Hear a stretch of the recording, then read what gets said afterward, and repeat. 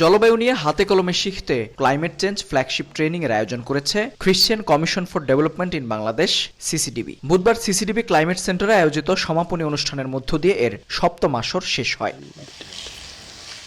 ট্রেনিংয়ে দেশি বিদেশি 25 জন বিভিন্ন পেশার মানুষকে নিয়ে জলবায়ু পরিবর্তনের রিয়েল টাইম ইম্প্যাক্ট এবং সলিউশন সম্পর্কে ধারণা দেওয়া হয়। ট্রেনিংয়ের প্রযুক্তিগত শিক্ষা কাজে লাগিয়ে এলাকায় সচেতনতা বাড়ানোর পাশাপাশি পরিবেশকে পূর্ণরূপে ফিরিয়ে আনার কথা জানান সংশ্লিষ্টরা। জলবায়ুগত যে লিটিগেশনগুলো আছে, যে মিটিগেশনের যে পর্যায়গুলো আছে, আইনগত বিষয়গুলো আছে, সেগুলো দিয়ে এই প্রশিক্ষণটি মোটামুটি শেষ হয়।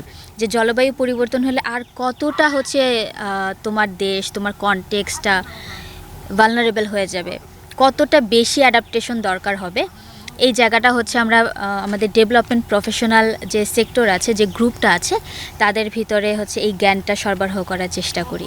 অনুষ্ঠানের প্রধান অতিথি হিসেবে উপস্থিত ছিলেন ঢাকা বিশ্ববিদ্যালয়ের উপাচার্য ডক্টর নিয়াজ আহমেদ খান। তরুণদের জলবায়ু সম্পর্কে ধারণা দিতে ঢাকা বিশ্ববিদ্যালয় একসঙ্গে কাজ করবে বলে জানান তিনি। প্রত্যেকটা মানুষ কিছু না কিছু অবদান রাখার সুযোগ আছে।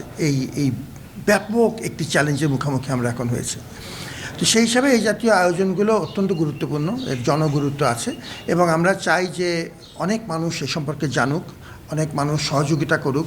এটি শুধু এককভাবে সিসিডিপির পক্ষে করা সম্ভব না। তারা একটা ভালো উদ্যোগ নিয়েছে। এটি যদি সমাজের বিভিন্ন পর্যায় থেকে প্রতিষ্ঠানের ব্যক্তির সহযোগিতা পাওয়া যায় এবং ধীরে ধীরে এটিকে বর্ধিত করা সম্ভব। ঢাকা বিশ্ববিদ্যালয়ের তরফ থেকে আমরা এই বিষয়ে আমরা বদ্ধপরিকর যে কোনো প্রতিষ্ঠানকে আমরা পার্টনার হিসেবে পেতে চাই। এটি একটি মানব সভ্যতা রক্ষার যুদ্ধে নেমেছি আমরা। টানা 3 মাস ট্রেনিংয়ে অংশ নেওয়ার পর সবার হাতে সম্মাননা স্মারক তুলে দেওয়া হয়। আয়োজন শেষে পুরো সিসিটিভির কার্যক্রম পরিদর্শন করেন অতিথিরা। মেহেদী হাসান, সময় সংবাদ, গাজীপুর।